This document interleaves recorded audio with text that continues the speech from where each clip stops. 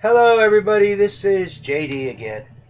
Yes, I'm still seriously considering running 2016 for president.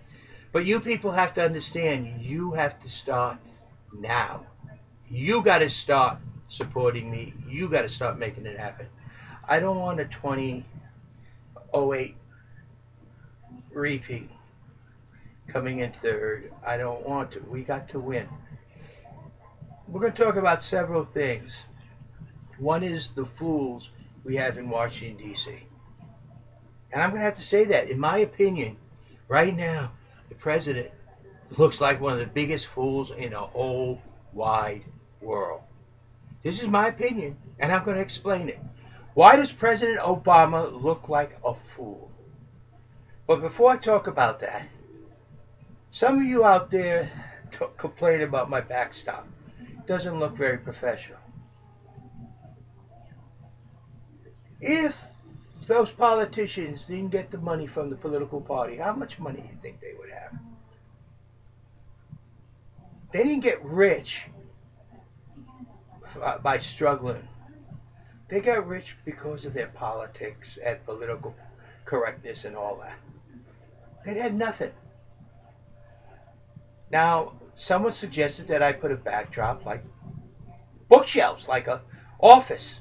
I'd love to, except for I can't afford it. So if any of you out there have one of those backdrops that I can hang behind me so I look like I'm sitting in an office, please feel free to send it to me. Send me a backdrop you want to see. If you want one of the Great West, I'll put it up. My address is J.D. Cravo, 1546 Norcova, Norcova Avenue, Norfolk, Virginia, 23502. See, it's in here. I'm not afraid to give you my address. And I need your help. Write me a letter. Tell me something. But if you want a nice backdrop, or if you want a backdrop of New York City, or a backdrop of San Francisco, or a backdrop of the Great Plains, or is it in Texas, feel free. Send it. I would love to have about 30 different backdrops to change them. And thank the person who sent it. Now, let's get to politics.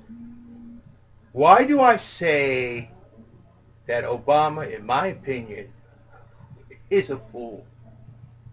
Look at what's happening with the Crimean, Ukraine problem. First thing, Putin has been pushing Obama. He wants a confrontation. He really wants one. He's that type. He's a bully. That's the way he functions. And Obama is the weak kid in the schoolyard. Now, you might say, no, he's the president of the United States. Not to Putin. He's the kid with the big mouth that's there hollering and yelling, but every time he's confronted, he immediately shuts up and backs down. Or he's a fool and doesn't even think. First thing is, these lines in the sand. Obama's drawing these lines in the sand at an ocean beachfront. What does that mean? Every time a wave comes in, that line is wiped out. So back up and draw a new line. No wave comes in, that's backed up. But that isn't where he looks like a fool. This time, he really looks bad. Real bad. What's the first thing he said when Putin did his thing, sent his Russian troops? Sanctions, sanctions, we're going to do sanctions, right? Am I correct? Is that the first thing he said? And that's what makes him look like a fool. We could do sanctions to get Russia, and Russia could do just 2 sanctions against Eastern Europe. Cut off the oil and cut off the gas. Who's going to crumble? Before you yell what you're going to do, you better know what the other guy has. Doesn't matter to him if he cuts off the oil and cuts off the gas to Eastern Europe. So how long is those sanctions going to last? They're already crumbling. So he needs to look at really what options he has. He has to look at it. Putin is pushing for a confrontation. He's not going to stop till he gets one. He goes to one area, goes to the other area. He's pushing for a confrontation. Should we confront him or say, frig the world? Now, if Ukraine asks for our help, and the citizens of Syria ask for our help, we have that recorded. A government. What's the government of the United States? Is the president the government of the United States, or is he the leader? Oh, he's the leader of the United States. He's the commander-in-chief. But is he the government? No. The government is Congress. Just like Ukraine. Is their president the leader? No. They have a parliament. That's their government. The parliament is the government. Just like in England. They have a king, a queen. Is she the government? No. The parliament is the government. See, head of state is not the government. Parliament impeached and removed the president. Now, if that president was half a man, like I said, half a man, he would stand up before his parliament and defend himself. But he's not. I mean, didn't the United States try to impeach Clinton? And he stood up and defended himself? And he wasn't impeached because he was innocent of any wrongdoing. But the government is not Clinton. Clinton was the leader. The government was Congress. Just like in the Ukraine, the government is Parliament. Did Parliament ask Russia to come in? I don't think so. So therefore, they really don't have no grounds. A deposed, impeached president, which is no longer president, asked Russia to come in. He is not the government of the Ukraine. But the government of the Ukraine did ask the United States, and so did the people of Syria. I would have lined up, pull all my forces out of Iraq, take all my forces out of Afghanistan, put them on the border of Turkey, move them into Syria. Take my European forces, line them up on the line of Ukraine. If I'm invited, I would go in on the western side. And then tell Russia, you have your choice. We can both back down and go away, or you get your confrontation. But I promise this, I don't give a doggone how many soldiers you have. You will not win. And you know me and promises. I don't make promises I don't keep. Because I don't play games. And I know before I do something what is needed to be done to do the job right and succeed.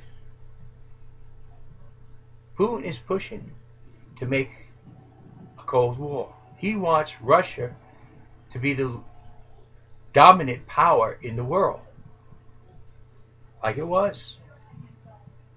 I can understand that. I can really understand that. And I can meet with him and talk about that. And it can happen. Except for he's going to have to share it with China. Because China wants to be the dominant power in the world. You see? Two giants want to rule the world. But one, neither can. But Putin will push and push. Because he's got this idea about, I don't know, beating the United States at something. Besides, look at who we got for president. A fool. In my opinion. And I can say, in my opinion, he is a fool. If he thinks saying and put sanctions against Russia, when Russia could put greater and more hardship sanctions against Eastern Europe, on. Wake up, Obama. Look at what the world is. It is not yours to rule.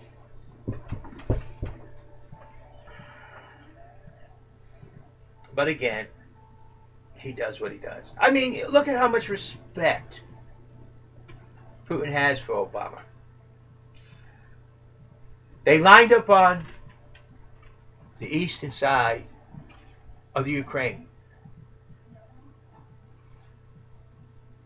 Obama called Putin. They had a 90-minute discussion. He said, oh, no, they're not going to go into Ukraine. The next day, they're all in the Ukraine. He has no respect for Obama. He doesn't even care what Obama has to say. He just wants to tear the United States, Obama, apart in the world. And he's doing a good job of it. Because the fool in Washington, D.C., in my opinion, is allowing him to do it.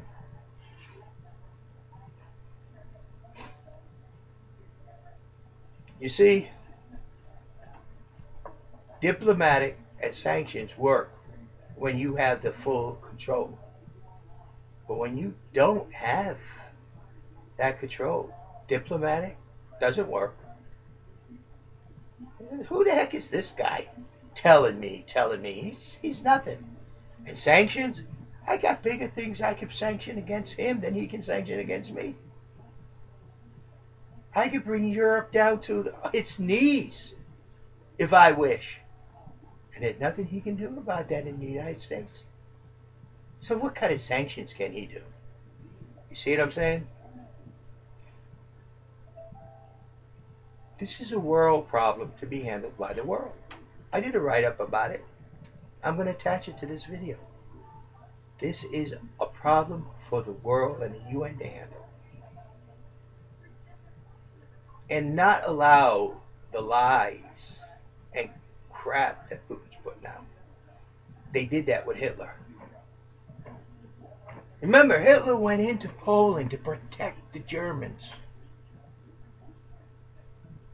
from the exact same things that Putin says he's protecting the Russians from, which wasn't there. So, what someone should do is show the Ukrainian Russians pictures of Syria and say, that's what happens when you get a civil war. That's what happens when you get a revolution. That's what happens when you fight among yourself. Show them the pictures of the cities in Syria before and after.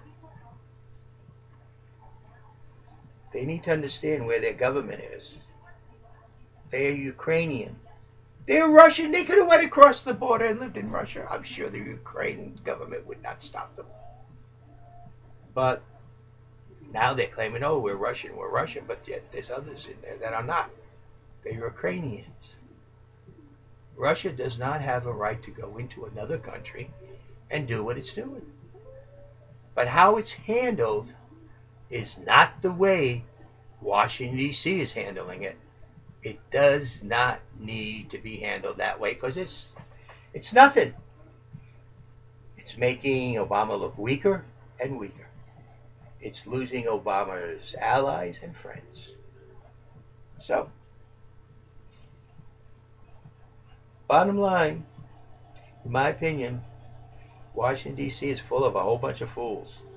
If they could think that sanctions will bring Russia to its knees, sanctions will bring Europe to its knees a lot faster than Russia. And those people in Europe are cold because there's no heating gas. When those people in Europe are paying double what they're paying now for gasoline because the oil was cut off, you think they're going to care about those people in the Crimea? Do you think they're going to care about what Putin says and what Obama says? No. They're going to say, where's our gas? Where's our oil? Where's our gasoline? And they're going to decide to get that. The truth of the matter is, Obama has absolutely nothing diplomatically to leverage against Putin?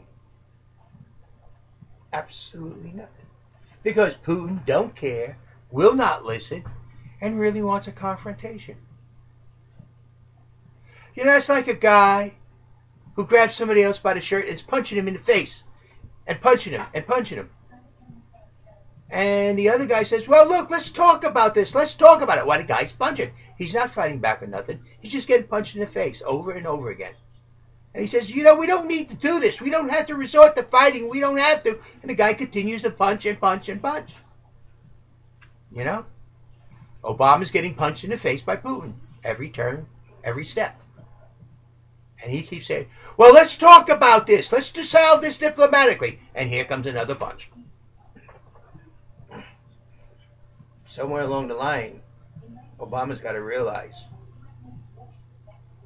he's the president of the United States, not some, I don't know what.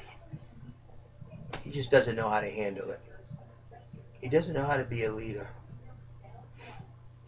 You know, somebody gave me a compliment, and somebody else told me something else. Now, I don't know if this is true, but I was told, I'd have to research it, that George Washington is the only president elected in this country that was an independent. And that I'm an independent, just like George Washington.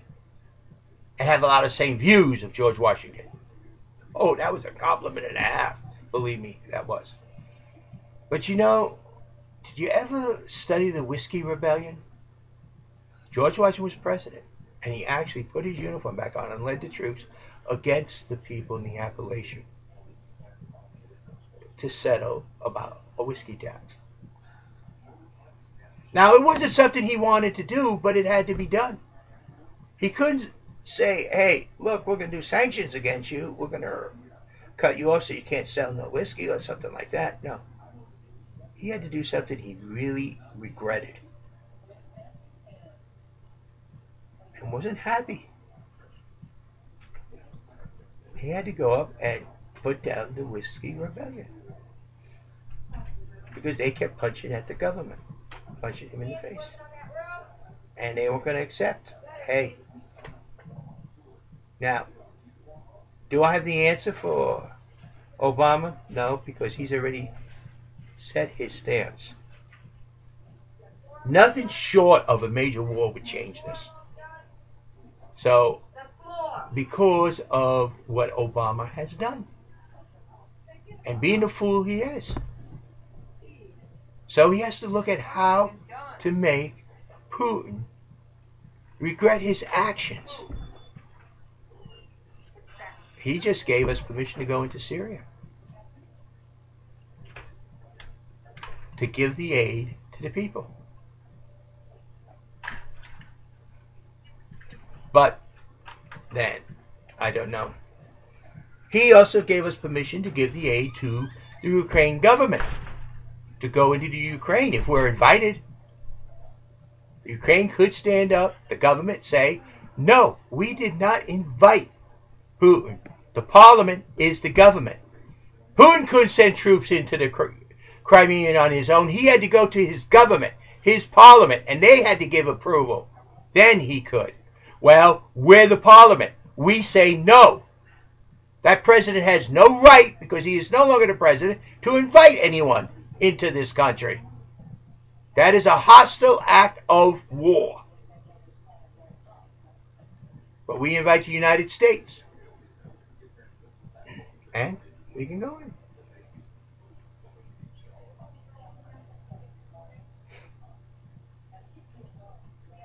What we could do, if the Ukraine invited us, not the Navy base that's the Russian, but the area next to it, we could have a naval base there. No firing of anything, but the Ukraine invites the Navy there. Our Navy pulls in right there next to the Russians. That could be done.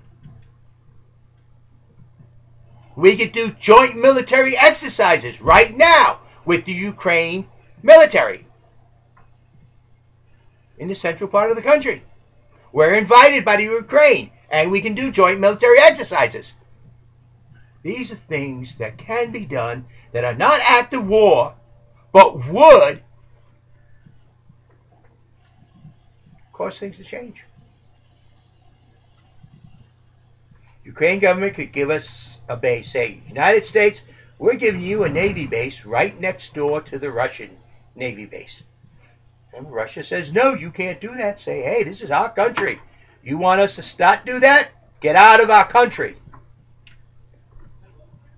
You're breaking our agreements, not us. You are not respecting our sovereignty. That could be done. You see, there's things that can be done that are not threatening or acts of war. But again, Obama couldn't think of those things.